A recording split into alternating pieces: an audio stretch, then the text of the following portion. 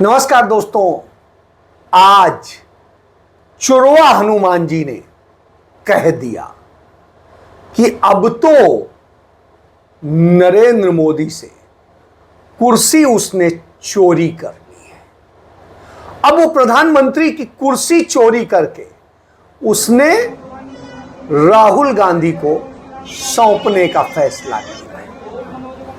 क्यों मैं चोरी शब्द कह रहा हूं?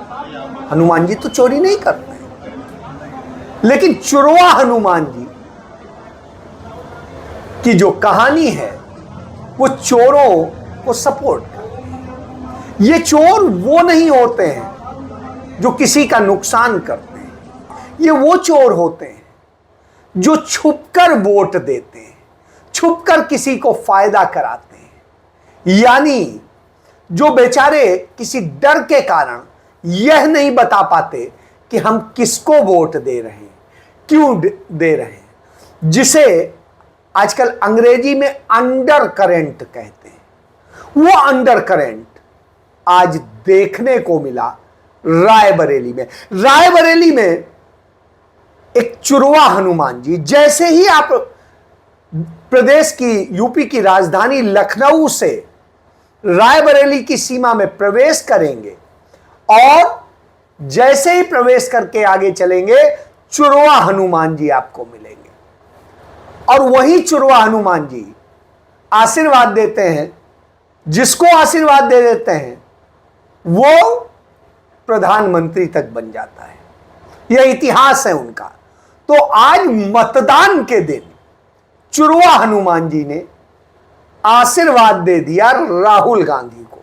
नतीजा क्या हुआ कि आज पूरे रायबरेली में चोरी चोरी चुपके चुपके लोग जा जाके राहुल गांधी को वोट डाल रहे थे। भाजपा के झंडे भी गायब हो जा रहे थे, डंडे भी गायब हो जा रहे थे, कई जगह बस्ते भी नहीं थे। मैं एक रायबरेली के गांव में गया तो वहां मतदान केंद्र पे यह स्थिति थी कि भारतीय जनता पार्टी का बस्ता तक गुल था। अब आप समझ लीजिए, वो भारतीय जनता पार्टी जो 400 पार का नारा देती है, शायद यही डर था कि नरेंद्र मोदी रायबरेली जाने की हिम्मत नहीं जुटा पाए, अमेठी जाने की हिम्मत नहीं जुटा पाए। तो वह अब दर्शाता है कि नरेंद्र मोदी इतने खौफ में है। और यह खौफ है कि वो बगल में बाराबंकी भी नहीं जाने की हिम्मत जुटा पाए, वो हिम्मत नहीं जुटा पाए बगल में प्रतापगढ़ और फतेहपुर जाने की हिम्मत नहीं जुटा पाए। यानी इतने संसदीय क्षेत्र हैं जितने छोटे छोटे राज्यों में कुल संसदीय क्षेत्र होते हैं, वो सब अछूते रह गए। प्रधानमंत्री की हिम्मत नहीं हुई कि वो बहराइच चले जाएं, प्रधानमंत्री की हिम्मत नहीं हुई कि कई और ऐसे, आज उत्तर प्रदेश की 14 संसदीय सीटों पर वोट पड़ा, देश की कुल 49 संसदीय सीटों पर वोट पड़ा, 8 राज्यों की 49 सीटों पर, जिनमें 9 पर भारतीय जनता पार्टी नरेंद्र मोदी की सरकार के कैबिनेट मंत्री और राज्य मंत्री चुनाव लड़ रहे थे। हालात यह है कि नरेंद्र मोदी के बाद में ऑफिशियली नंबर 2 राजनाथ सिंह चुनाव लड़ रहे हैं और नरेंद्र मोदी की हिम्मत नहीं हुई कि उनके लिए वोट मांगने आ सके। महाराष्ट्र के पुणे में प्रधानमंत्री नरेंद्र मोदी को सुनने पहुंचे लाखों लोग। कुर्सियों को लेकर मची अफरा तफरी, भीड़ देख 400 पार नहीं लगे 800 पार के नारे। गजब बेइज्जती है ना गजब। अब क्या करें, मोदी जी यही सुनना चाहते हैं, लेकिन हो उल्टा रहा है। जनता जगह जगह मोदी जी के 400 पार के नारे की धज्जियां उड़ा रही है। एक के बाद एक आती तस्वीरें भाजपा के हार का संकेत दे रही हैं। ये वीडियो महाराष्ट्र के पुणे की है, जहां एक तरफ मोदी जी का भाषण चल रहा था, उधर दूसरी तरफ हजारों कुर्सियां खाली पड़ी। लोगों को मोदी जी के बिना सर पैर की बातों में अब कोई दिलचस्पी नहीं रही है और इस बार मोदी जी के जुमलों को पूरी तरह से जनता नकार रही है। और ऐसा ही हाल पूरे देश में बना हुआ है। अब जरा इन तस्वीरों को देख लीजिए। पहली तस्वीर ये उत्तर प्रदेश की है। राजनाथ सिंह रैली करने पहुंचे थे। आखिरकार राजनाथ सिंह को नेता और कार्यकर्ता से ही काम चलाना पड़ा। जनता नदारद रही तो जैसे तैसे जल्दी जल्दी में रैली निपटाकर नेताजी को भागना पड़ा। दूसरी तस्वीर देखिए, ये मध्य प्रदेश की है। ये एमपी के नए मुख्यमंत्री हैं। अकेले ही पहले फूल बटोर रहे हैं, फिर फेंक रहे हैं। किनारे खड़े चंद लोग भी सोच रहे हैं कि भाई ऐसा क्यों हो रहा है और इतना हवा में हाथ क्यों हिला रहे हैं। तीसरी तस्वीर राजस्थान की है। वीडियो में बीजेपी के पूर्व प्रदेश अध्यक्ष और उनके कुछ समर्थक नजर आ रहे हैं। जनता अदृश्य रूप से खचाखच भरी हुई है पर दिखाई नहीं दे रही। चौथी और पांचवी और छठी ये तीनों वीडियो महाराष्ट्र, बिहार और तिरुवनंतपुरम की है। मोदी जी की असली शिवसेना और महाराष्ट्र के मुख्यमंत्री की रैली की तस्वीर, बिहार में चिराग पासवान की रैली की तस्वीर और तिरुवनंतपुरम में राजीव चंद्रशेखर की रैली की ये तस्वीर। आप भी देख लीजिए कितनी खचाखच भीड़ यहाँ दिखाई दे रही है।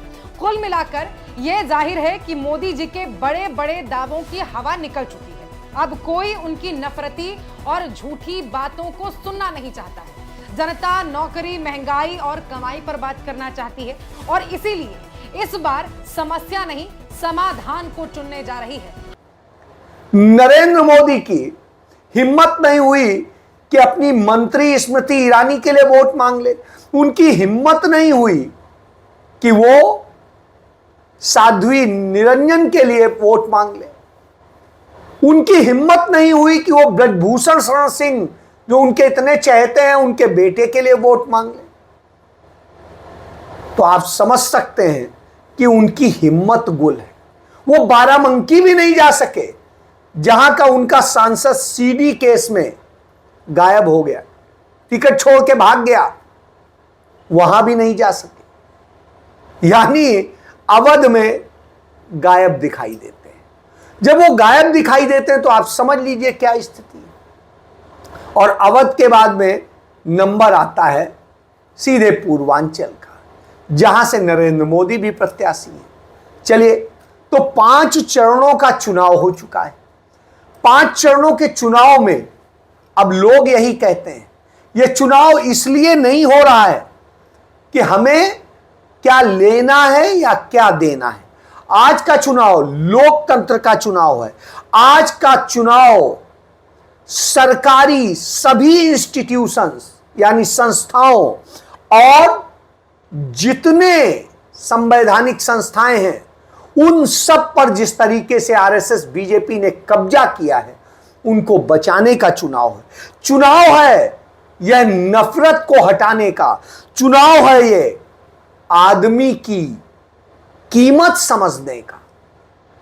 क्योंकि नरेंद्र मोदी ने तो हर एक के जीवन से खेला है। जिस तरीके से खेला है उसी का नतीजा है कि तमाम जगह नरेंद्र मोदी हिले हुए।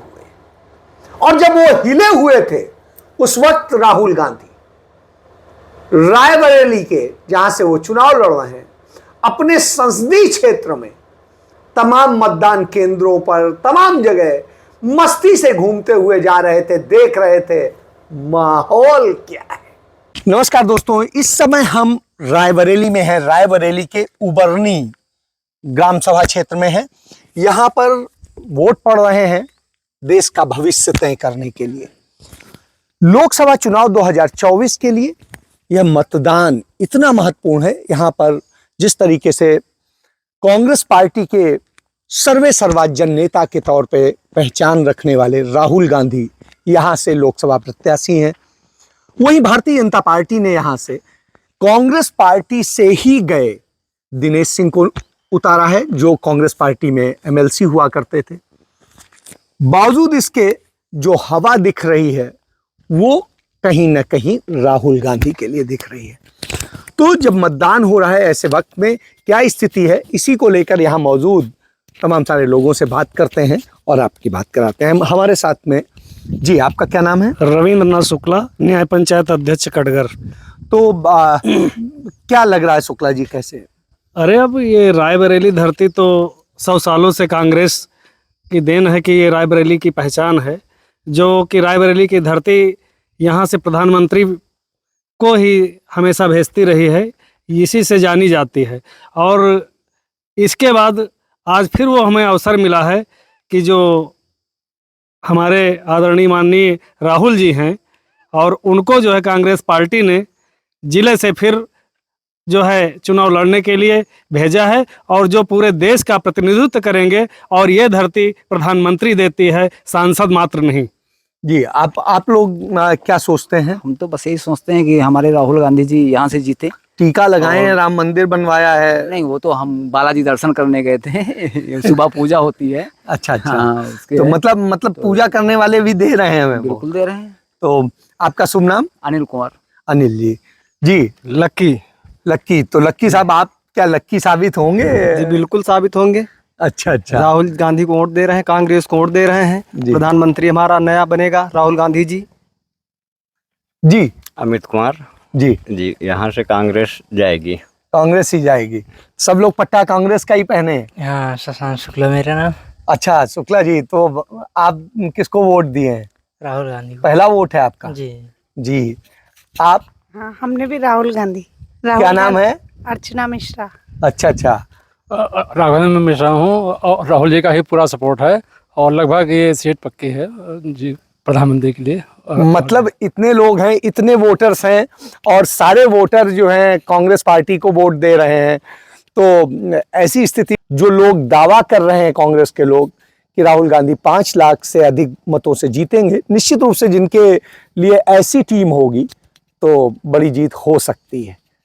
और जब वो माहौल देख रहे थे तब वो समझ रहे थे कि यह माहौल बदलाव का माहौल है, और वो पूरे कॉन्फिडेंस के साथ जा रहे थे। कोई उनके साथ सेल्फी लेना चाह रहा था, कोई कुछ, और वो मस्ती से उनके साथ में बच्चों के से खेल रहे थे। तो यह उनका कॉन्फिडेंस दिखा रहा था। दूसरी तरफ उत्तर प्रदेश के मुख्यमंत्री पहुंचते हैं हरियाणा में, वहां वो नफरत फैलाने का खेल करते हैं, हिंदू मुस्लिम के नाम पे डराते हैं और लोगों को देवीलाल बताते हैं, जिन देवीलाल के परिवार को बर्बाद किया भाजपा ने, नरेंद्र मोदी ने। उनके परिवार से जो एक उसका शानदार इतिहास था उसे खत्म करने का कोशिश करी।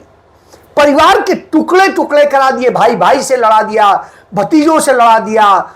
मतलब जो हालत की है, और वो पार्टी जिसके सहारे भाजपा वहां खड़ी होती थी उसे खा गई।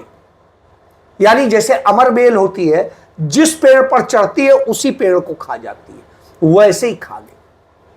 आप यही चीज पंजाब में कह सकते हैं। पंजाब में अकाली दल को खा गए। तो ये इतिहास है कि ये जिसके सहारे बढ़ते हैं उसी को खा जाते हैं। चाहे आप शिवसेना को देख लीजिए, शिवसेना को खा गए, तो जहां जाइएगा ऐसा ही मिलेगा। तो साहब यह स्थिति, वहां वो कह रहे थे कि आपकी जमीनें कांग्रेस बांट देगी, मुसलमानों को दे देगी, और न जाने क्या क्या। वहां के लोग बहुत अच्छी तरीके से जानते हैं जमीन की भी रक्षा करना, किसानी की भी रक्षा करना। वही धरती थी जहां नरेंद्र मोदी को झुका के छोड़ा था।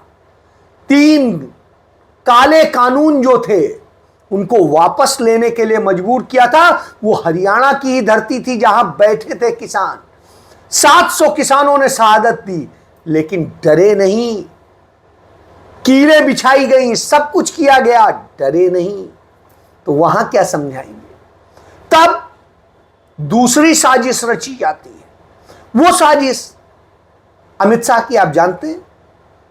वो साजिश कि गुजरात में 4 आतंकी पकड़े गए, वो देश को दहलाने जा रहे थे, न जाने क्या करने जा रहे थे। अरे साहब, देश इतना कमजोर है, 140 करोड़ का देश, 4 ठो चिंटू मिंटू आएंगे और देश को दहला जाएंगे। हैं क्या वो? कौन है? ये तो काम आप करते हैं। पुलवामा आपने किया, कैसे किया सबको पता है। और कैसे हमारे देश के लोगों को मरवाने के बाद में आप एक ड्रामा किए सर्जिकल स्ट्राइक का। मरा क्या? कौवा। यह है आपका सच, यह सच है। कि हमारे देश के हजारों सैनिकों को आपने मरवा डाला। कारगिल जो थी वो कारगिल में आपने कब्जा करवा दिया पाकिस्तान का, और फिर छुड़ाने के नाम पे हमारे देश के सैकड़ों सैनिकों को मरवा डाला। नई उम्र के लड़के थे, मरवा डाला। तो आप ऐसी स्थिति में लाके खड़ा कर देते हैं। कांग्रेस ने तो अपने 55 साल के शासनकाल में पाकिस्तान की बैंड बजा के रखी और आखिर में उसके 2 टुकड़े भी कर दिए। इस हालत में लाके खड़ा कर दिया कि आज तक पाकिस्तान उठ नहीं पाया है। लेकिन साहब, आप तो पाकिस्तान का डर दिखाते हैं जिसे कुचल के रख दिया था कांग्रेस ने। यह हालत।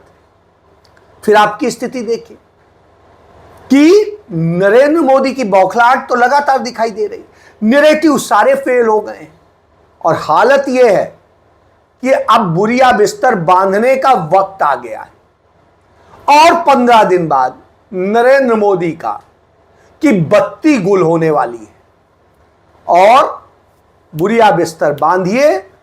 फिर आगे बुरिया बिस्तर तिहाड़ में लगेगा या कहां लगेगा यह आने वाले वक्त बताएगा।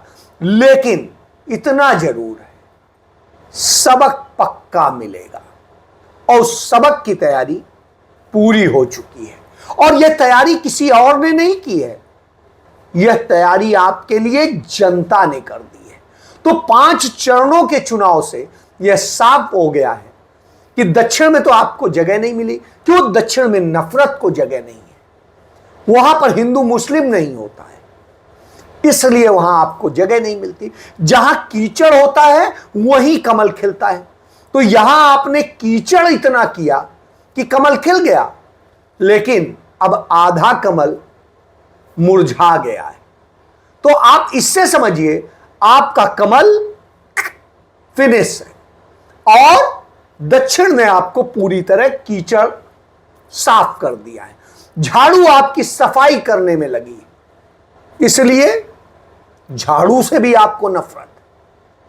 हाथ से झाड़ू चलाई जाती, हाथ से ये काम किए जाते, लिखा पढ़ा जाता है, तो हाथ से आपको नफरत। लेकिन हाथ से ही हथकड़ी भी लगाई जाती है, तो अब समझ लीजिए। और कमल भी इत्तेफाक से हाथ से ही उखाड़ा जाता है। तो अब कमल को उखाड़ने के लिए राहुल गांधी का हाथ आगे बढ़ चुका है। तो अब कब उखड़ेगा इसकी तारीख भी तय है, बस 15 दिन का इंतजार है। जय